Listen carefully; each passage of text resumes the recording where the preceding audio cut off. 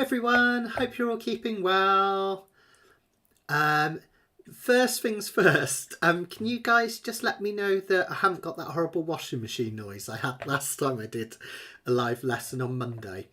I think I managed to get all my mics at the right place, so hopefully it should be a bit better today, so let me know that you can hear me okay. I'm just reading through some of your comments. Hi guys, hope you're all keeping well. Oh, there's loads of you here already, that's amazing. Hello. There we go. I don't know what is going on with all these geese comments. Absolutely brilliant. Let's have a look then. So Karen's here. Hi Karen. Hi Esther. Esther's here. Hiya guys. Let's see who else is here. Bum bum bum. Ah, so you're being swans and cows and... Hi Karen, honk honk, and Mick. If anyone's not in the live chat, they're probably wondering what on earth is he talking about at the moment. So yeah, don't worry Karen, saying she took a crack at the lesson, she's got down to the bottom of the sheet, so that's good already, isn't it? Hi Margaret. Hi Mick. So you're all being animals, dodos, donkeys. Oh hi Hilker, I nearly missed you in all that. There we go. Margaret's the sheep. Hi David, how you doing? It's gone a bit cold over here. I was determined to wear my t-shirt today, but I think it's entirely possible that the cardigan could be coming out again before the end of this session. So yeah. Who was here on Monday for Canacapila? It was a bit of a weird one. I got thrown because I had this horrible sound problem at the start, and I didn't want to be a downer, so I didn't tell anyone. But I had a terrible migraine Monday night. So if I looked bright red and I looked and I was talking nonsense by the end, I hope you'll forgive me. It was a bit of a strange one, but you'll be glad to know, hopefully, that I'm feeling a lot better today. So. Thanks everyone for putting up with me. Brilliant. I think that's everyone I've said hello to. So no washing machine and no buffering. Oh, and Bev's here. Hi Bev. That's brilliant. That's brilliant. Fantastic. Right then, guys. Just a couple of admin pieces I wanted to tell you about. You know I'm not a big fan of all this kind of promotion stuff, but it's I have to do it. It's part of my job. So I'll get it all out the way first quickly, and then we'll crack on with the actual workshop. So Forest Ukulele Retreat, just to let you know, we're down to the last 18 tickets. It's like, what? It's mad. It's gone a bit crazy this year. We haven't even announced our overseas tutors yet, who are really excited. I'm just waiting to kind of confirm formalities before I'm able to do that, but I think you're going to enjoy it. So this is where we've got a whole weekend of ukulele learning right here in the Forest of Dean. In fact, about 2 miles in that direction, in the middle of 110 square kilometres of really beautiful ancient forest. We've got a place called Speech House, which was an old hunting lodge built for the king. King Charles II, I believe. We've got King Charles III now, haven't we? And we've got tutors coming from all around the world, so come and spend 3 really great intense days teaching with you, and we're going to have lots of fun stuff like ukulele meditation. I'm going to take you on a ukulele walk through the forest, so maybe we'll go and visit those wild boar and some deer and see what else we can see, which will be really exciting. So it's just a heads up really, just to let you know that we're down to, I think we've got 18 left, so they're not going to go like in the next couple of days. Don't panic, you don't have to like go mad now, but just to give you guys a heads up, because I'm really excited about meeting some of you guys. It'll be like meeting for the first time. I might have to poke you to check you're real and not just an avatar through the screen, so I hope you'll forgive me. Oh, Mick's put his heating on. Brilliant. Okay, let's take a look at the sheets for today then. So I'll bring it up onto screen. Obviously we're going to be talking about playing with sensitivity, which is, it's about using things like legato and rubato, so we kind of really eke out those beautiful notes and make them count. I'm going to go into a lot of detail on that, looking at hand position and things like that. But in your sheets, these are still available via the link in the description if anyone hasn't downloaded them yet. They're probably going to be too small to see on screen, but I'll leave them over here anyway. You can still get hold of them. So yeah. what I thought I might do is just have a little playthrough, just so that you guys can hear roughly how it goes, basically, what you'll be learning today. Hopefully I'll get it right and it won't go horribly wrong, but feel free, normally at a concert, you don't want people chatting in the background, but you can do it silently, so feel free to chat amongst yourselves if you find this too boring. But I'll just have a little playthrough. I won't add too much dynamic at the moment, but just to give you a feel for it. Let's come into the close cams, probably a best idea, isn't it?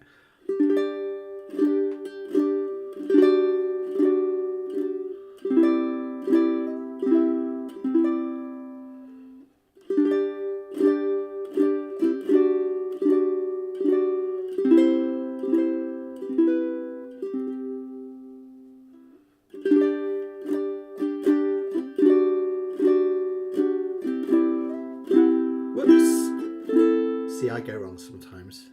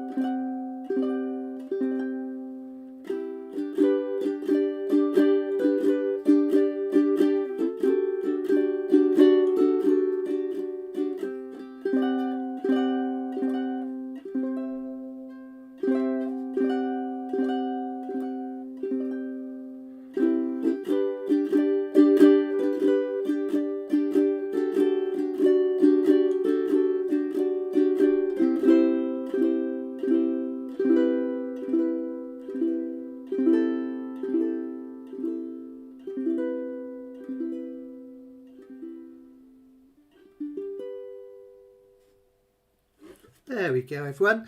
See, did you notice I put in some purposeful mistakes there? I did that on purpose, so to make you guys feel better if you make any mistakes. Got away with that, right? So that's the piece we're going to play. And it's one of my melancholy pieces. I'm actually writing a new book of original ukulele pieces. So if you enjoy this, keep nagging me about it, because the more you do, the quicker I'll finish it. And it's going to have some really upbeat pieces in as well. It's not all kind of this kind of melancholy stuff. But notice that I think this kind of material sounds best when we play it really sensitively. Really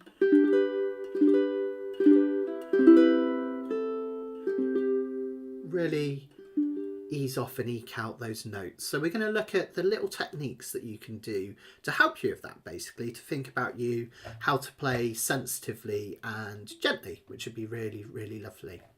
Oh, thanks, guys. Thank you. Got some really lovely comments there. So, yeah, fantastic. Mick, come along. You know you'd enjoy it. Okay. So let's have a think about how we're going to approach this first of all. Now, there's two main ways. Oh, hi, Audrey.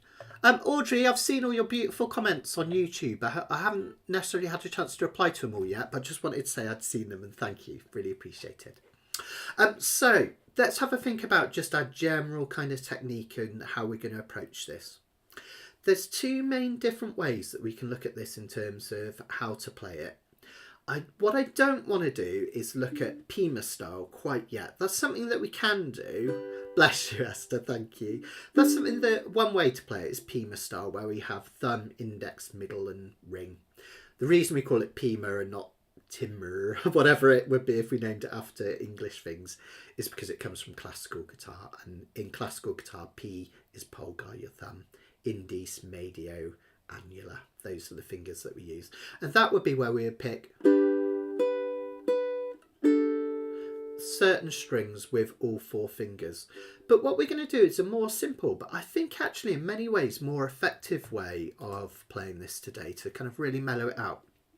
I'm going to give you two options. We're going to introduce dynamics either way we do it. The first one is to use your thumb. Now, what I mean is, if we're going to play a chord, we're going to take the thumb and we're going to drag it over the strings. Just like that, okay? Now, I want you to notice a few things with this. It's always hard to show you with angles. But if I was to lift my ukulele up like that, obviously I'm not going to play it like that. It'll be down here. But can you see that really kind of bridge-like position of the arm? It's not flat like this. If we flatten down, that's going to mute the soundboard and it's going to run into the potential of us running into the strings here, which isn't, you know, the best way to do it.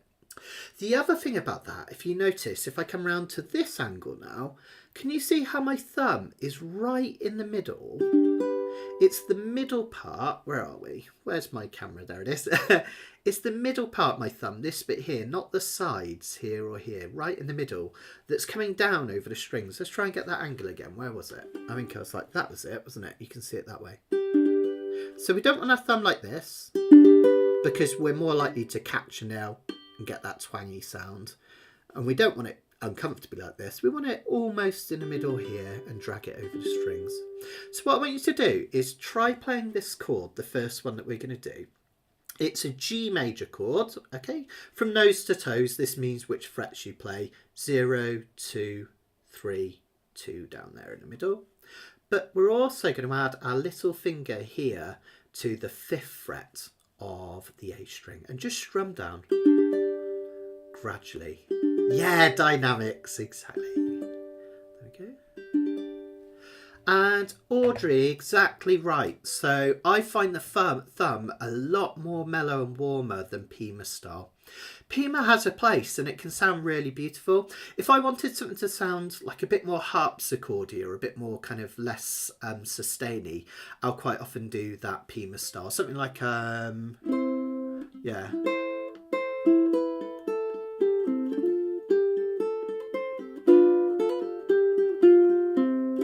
That's a bit of Fly Me to the Moon, and because the first time I play Fly Me to the Moon, I keep it quite staccato. Notice that attack.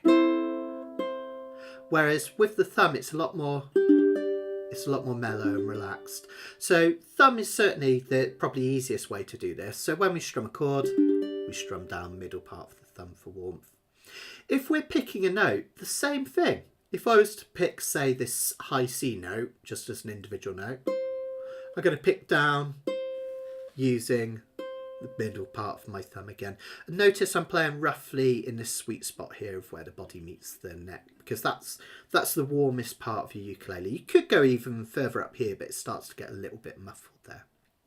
So certainly that's the one approach, and that's how I would usually play this. The fact that something bad happened to me has really made me think about other ways that we could achieve the same effect if you haven't got a long thumbnail. Because for the first time in about 5 years, I reckon, my thumbnail broke. It's actually growing back now, you can see. The last time that happened, I was playing something called the Ukulele Express, where all these, we get together on a train and play music, but then we have concerts in the evening. And I was playing a concert in front of loads of people and I was really hammering my ukulele on stage. And my thumbnail basically separated itself from the rest of my body.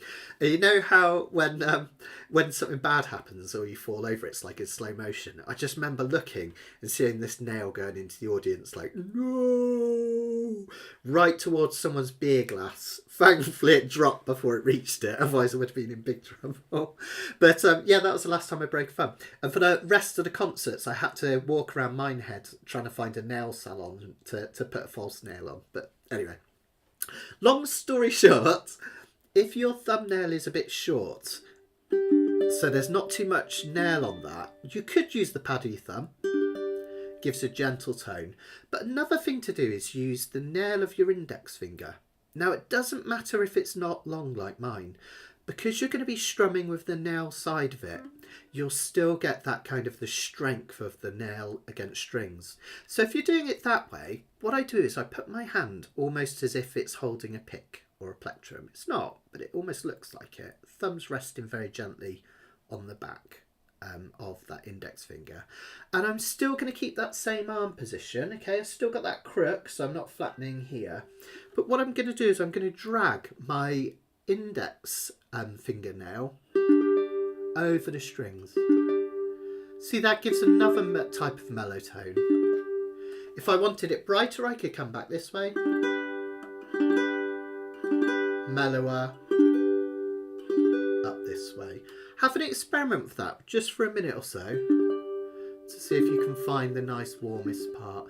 On this uke, I think the warmest part for me is about here. It's actually past the body of the ukulele. No worries, Angela. No worries, Angela. Good to have you here. Yeah, it was it was it was a disgusting tear, Esther, yeah. And it was ouchy, yeah. I bled on my ukulele. I wasn't concerned about the bleeding, I was concerned about it staying on my ukulele. Luckily it did come off. Anyway, enough of that. Now, one more thing and then I promise we'll start playing the piece and we'll look at dynamics as we go. As we play these first two measures, what I want you to do is I want you to drag that index finger down. So you're almost arpeggiating the chord. Arpeggiating just means one note at a time. So what we don't want is this. We want a nice, see how that gives that warmth and it drags it out, okay? Next thing we're going to do is we're going to go to this shape, which is kind of like a D chord, but we're not going to put a finger on this top string for this A note here. We're just going to do a mini bar, so like the bottom three strings, little finger still on 5. That's one of my favourite chords in the world. I use that a lot. Technically it's a type of suspended D chord because we don't have this G note here. We don't have an A note here, which we normally would. We have a G. And that G actually clashes with this F sharp. They're only half a step away. But when you put them together, it creates that lovely slight dissonance. Can you hear it behind the chord? It's a really nice thing to experiment with. So let's come into close cam. First two measures then. Let's put our G down. And this one's in 3/4 time. So this means 3 of each, one on every beat. 1, 2, 3. Flatten. And then the next bit, I'm going to keep my little finger on the 5th fret, take it up to 7, and then bring it back to 5. Now this is another of those techniques that I want you to notice. It's very subtle, but really important.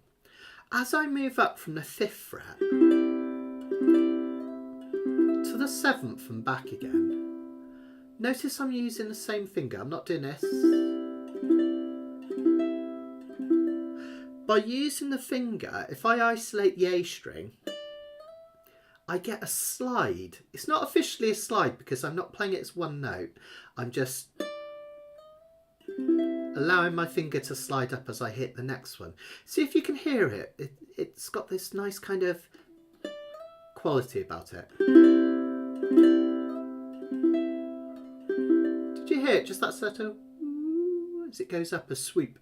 Now this style of playing where we want to kind of make the note smoothly roll into another is called legato. And no, it's an Italian term now. Musical terms tend to be Italian from the birthplace of classical music, but can also be Spanish if we're talking about classical guitar. That's an Italian one. So playing legato, keeping those notes really flowing into another. The next section, okay, if we look at measures, where are we? 4 onwards, I think it is. Might be, 5 onwards, sorry. We've got that funny G shape again. We change to that lovely D again. Whoops. And now I am going to change fingers here to this 3rd finger for the 3. It's not crucial, it's just what I find most comfortable. Pull back. Now here we want to add another technique to kind of really bring out the most of a note, and that's going to be vibrato. Let me come in close. So on that very last measure of the line, we're strumming almost like a C chord, but as far as this G note. And we're going to give it a little wobble at the end. Okay. Notice we're also stopping on that E string. We're not touching this string here, 0, 0, 3. Now, to get a really nice vibrato, there's a few rules. So I'm just going to quickly bring this up. Ritesh, you answered it yourself, didn't you? Yeah, it's my Hive. This, I think, might have been my very first custom uke I ever had built for me. So I got Jake to build it a particular width here and a chunkiness here. And this is bird's eye maple. Kind of looks like loads of little animals are staring at you. Loads of little bird's eye. And then a spruce top, this one. This one's Adirondack spruce, which is my favourite. And ebony. What I love is that flaming in the neck. Isn't that pretty? Just so gorgeous. This was built by Jake McClay in California. He's a lovely, brilliant builder. I heard one of his ukes at the ukulele site, and it's like, right, I've got to get you to build me one. I love it. Okay, so vibrato. What we're going to do is we're going to use our third finger because the note is on the third fret. The important thing about vibrato is the thumb comes off the back of the neck. If your thumb is on the neck, it's kind of hard to vibrato because it's like a stop, isn't it? Is stopping that hand moving. So take that thumb off the back. That's the first thing. Okay. Now imagine this finger has grown roots into the fretboard. It can't move side to side like that. It stays dead in the middle. And it's not the finger that's making the movement. Can you see? It's actually my arm. My arm is moving backwards and forwards. Wrist is relatively straight. Again, it's not a wrist movement. Just a shake of the arm. Now what that does when you put that together with a gentle strum, can you hear it's quite subtle? I'll try and stop talking. I'll do that again. It's a slight wobble at the end. The other thing it does is it adds to the sustain. It drags that note out, which is really, really lovely. So with all of that in mind, let's try the whole of that first line. You don't have to get it straight away. You can, you know, not everyone will get this first time, but see if you can play along really nice and slowly. We'll keep the tempo dead slow, okay? And we'll try and apply everything we've learnt so far. Fingernail or thumb coming down, a slight drag, ease those notes into each other, and then a wee bit of vibrato on that last one. Let's give it a try. Okay. And if you're not ready yet, just listen and watch and see if you can see what's happening. So here we go. 1, 2, 3. Flatten to the D. Whoops. Little finger. Take it up to 7 and back. You could put a little vibrato there if you wanted. Back to the G shape. Your D shape, C chord, pull back, and then a wee bit of vibrato on that one. Isn't that lovely? Notice that I'm not really powering my uke. I'm going nice and gentle and nice and slow. That's what I mean by playing sensitively. Quite often with ukulele, we try and turn it into an instrument that it's not, like an electric guitar or something, and we really hammer it, but just let your uke find its own voice. Sometimes I just play a chord like that last one. And I'll try it a few ways. Slower, faster, more volume. And eventually you'll find that sweet spot where your ukulele does the work for you. That's what we're after. Let's look at another technique using the same thing that we're doing here. So another thing that we can do to kind of create some dynamics in the music is altering the way we strum. And again, I'm going to show you 2 ways to do this because everyone's different, okay? The first way to do it is to strum that first beat with your thumb, okay, of every measure, at least the ones with chords. The next 2 strums, make them faster and lighter and use your nails. Do you see that? Notice that I'm strumming those second 2 really lightly.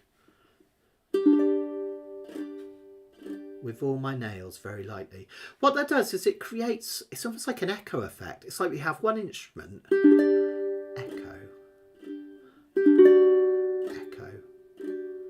which is a really pretty thing to do. It really highlights the dynamism. And it works really well on 3/4 because in 3/4 waltz time, we want the pulse, like the strong beat, to be on the first one of every measure. Okay, like that on the second one. The other way to do it is completely the opposite, basically. What we can do is we can do that nail strum, and this is one that I've mostly been using because of the lack of a nail here. And then follow it with 2 strums lightly down using the pad of your thumb. See? See, I'm achieving the same effect. Loud, soft. Sorry. Loud, soft, soft. Loud, soft, soft. Okay. The next measure where we do these 5s, I tend not to do that so much because we've got the melody, if you like. It's moving, isn't it? Up here and back here. So I want to hear all of those. The next measures, try the same thing. Loud, soft, soft. Loud, soft, soft. Gentle. Okay. Let me show you how to play the next few measures, and then we'll look at how to add some dynamics into those. So next bit, we've still got that G again. Okay, it looks like this, doesn't it? 2, 3, 5, and that is one way of doing it. I find it easier just to think of it as a G chord with your little finger up here if you can stretch through. Okay, so let's play that. Let's measure 9 and start the second line, and we'll add that strum thumb thumb, or the other way around. 2, 3.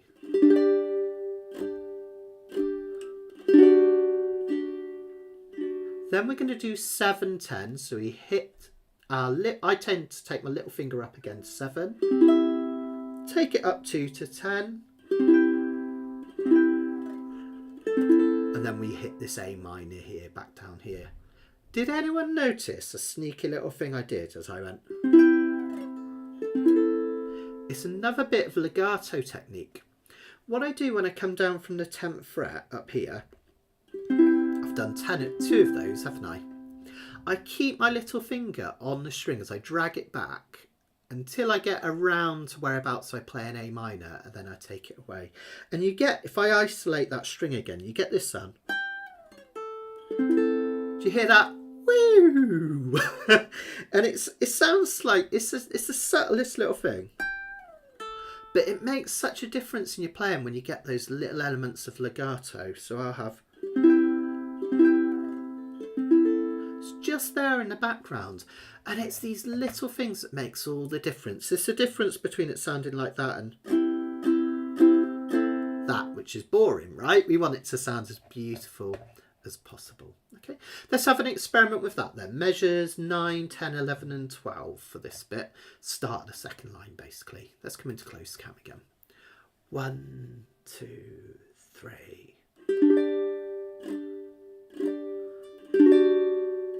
Up to 7 and 10.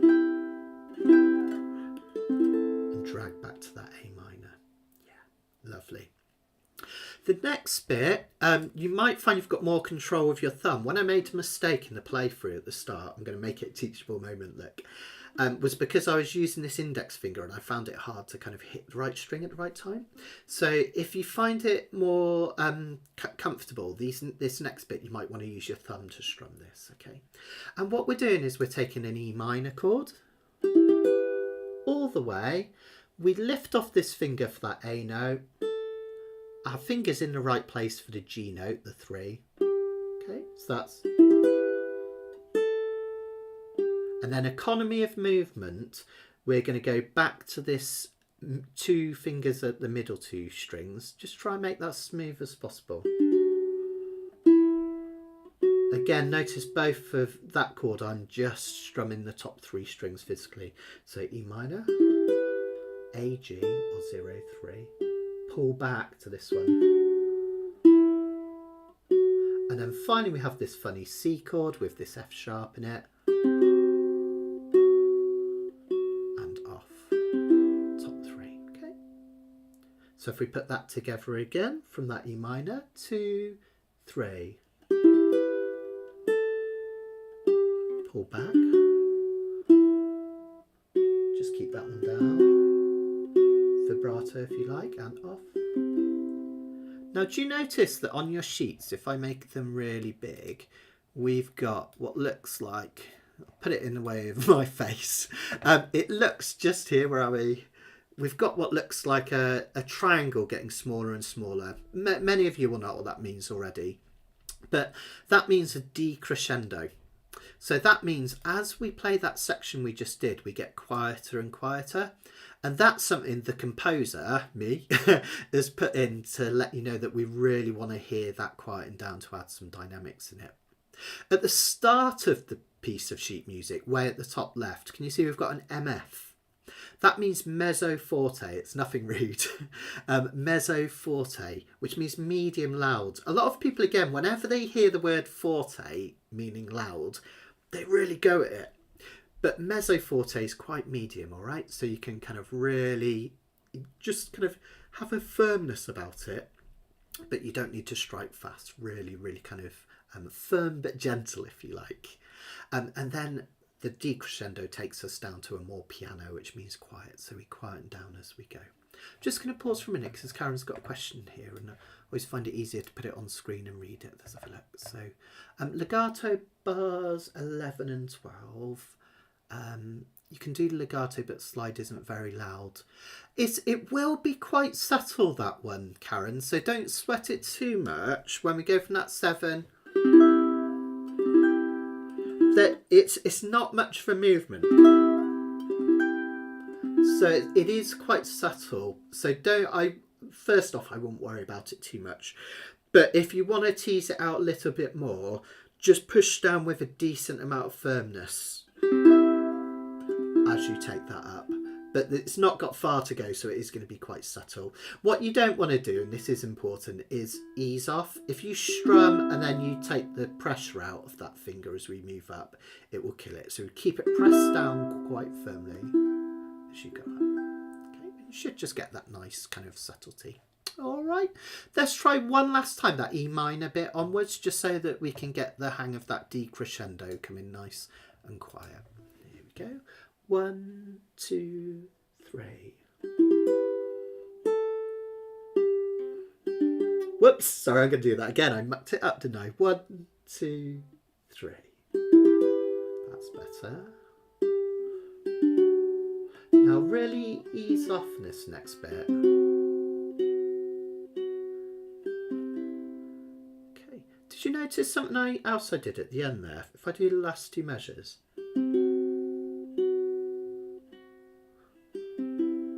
That last one, I'm really taking the volume out, but I'm also dragging my thumb really slowly.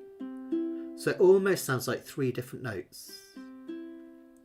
What I'm in effect doing is I'm adding a technique called rubato.